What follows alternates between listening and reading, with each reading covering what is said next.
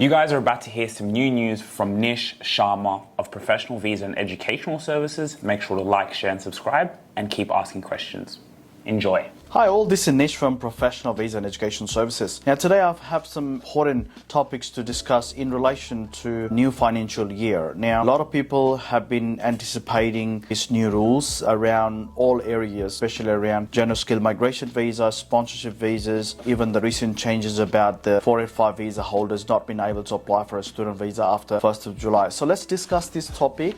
Now, mainly in relation to what to anticipate and how to be proactive and how to start looking for those opportunities so you can start building your migration strategy quite ahead of the game. Now, today we have got the new media release, or I would say the working documents from the Department of Home Affairs in relation to the supporting strong and sustainable regional area. Well, this coming financial year seems to be the year for regional visas, and this document actually validates that. So the key point on this document is, well, obviously the regional visas that is been created at the moment up until now clearly not working in a favor of Australia's skill shortage and labor shortage around the regional area. The employer in the regional area is still suffering, not being able to retain or acquire skilled migrants, and also the education providers in the regional areas are suffering. So this industry consultation is being carried out at the moment, which means industry people will be involved, especially aged care, the other skill shortage area, education providers. They all will be coming together to have industry consultation with the Department of Home Affairs. We have already put our submission from Professional Visa and Education Services this morning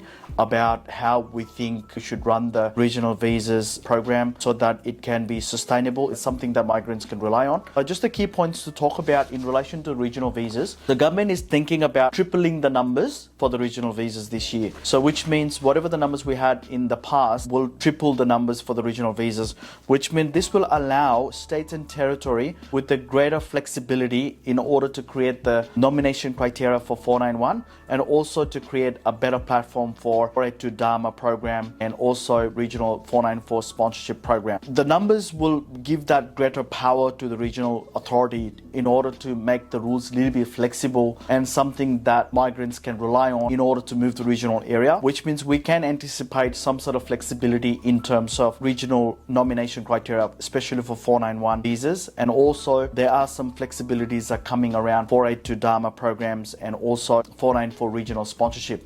Now, I'll talk about the Dharma program in a minute, but then the first thing that you should think about in order to secure your permanent residency in Australia is start thinking about the regional or interstate movement. Especially the government has announced about the extra numbers, or tripled the numbers last couple of years. It's a fantastic news, and that's something for us to look forward to. Now, the whole strategy is kind of regional focus is because, as you can see day in, day out in the media about the housing crisis that Australia is going through at the moment. So with the regional focus, migration program will significantly make a good impact in terms of this housing crisis that we're having at the moment, which will decentralize the population from CBD area to regional. However, the program has to be run in such a way that it is sustainable. So it cannot be just focus in one regional area of Australia. This needs to be decentralized across the nation so that this program is sustainable, and that's something that migrants can rely on. So that is quite powerful. Then the other thing is allowing the states and territory to give that flexibility to create their nomination criteria or eligibility criteria for the visa is also welcoming news. Now, in terms of the regional visas, submission date is approaching soon, which means I'll highly encourage those ones, like especially the employer, the businesses that is situated in the regional area, education providers in regional areas, to put their submission in terms of what they think about welcoming the migrants in the regional area and what will be the impact and how can we do it in a proper way so it is more sustainable and it's more stronger for the economy of the country. That submission portal is open now, so you can put your submission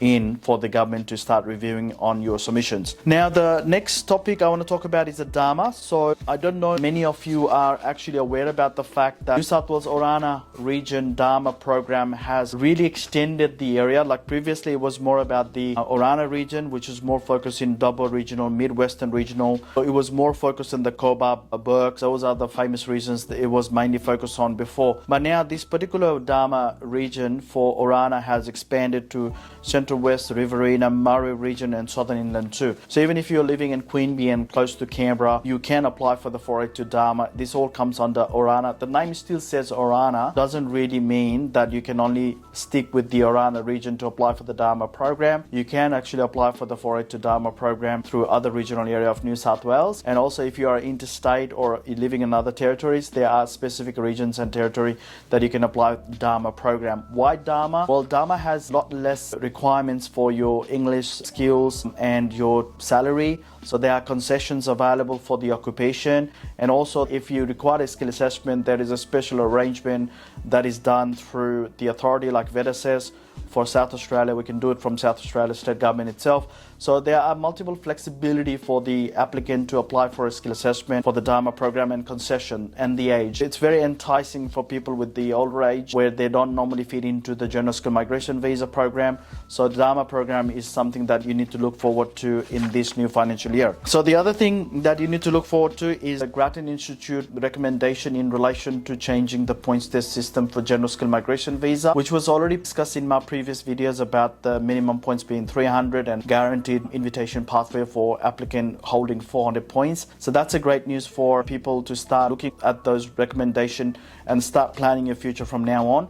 Obviously, it's not set on the stone and we haven't got the actual news yet, but this recommendation has been something in the past that we can rely on. Whatever the recommendations been pushed forward by the Grattan Institute has been implemented by the Department of Home Affairs. So it has a credibility for us to rely on this information from the Grattan Institute. So the three main things that I want to talk about today, just to sum it up, in the conclusion is look out for the regional visas now, because tripling the numbers is a huge advantage for the people who are looking at migrating in Australia.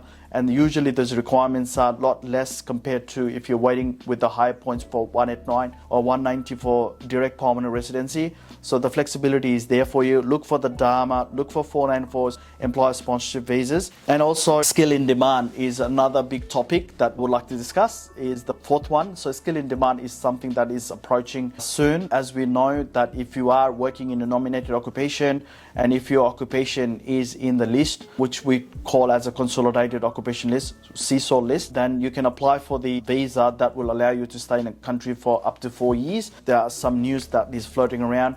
Again, it's not legislated yet, but again, it appears that if you are working in a nominated occupation and the occupation is in the list, you have the opportunity, even if you're holding a 485 visa, you do have opportunity to apply for skill in demand visas. These are all welcoming changes. It's not all bad news in terms of a lot of people are perceiving in that fashion. Especially we know that international students and also 485 visa has been impacted heavily. For 1st of July, they can't apply for student visa. I know a lot of people were banking that student visa after 485 visa to prolong their stay in Australia. Meanwhile, sourcing out like what will be their permanent residency option is no more, which means in about a few days time, 1st of July, you cannot apply for a student visa.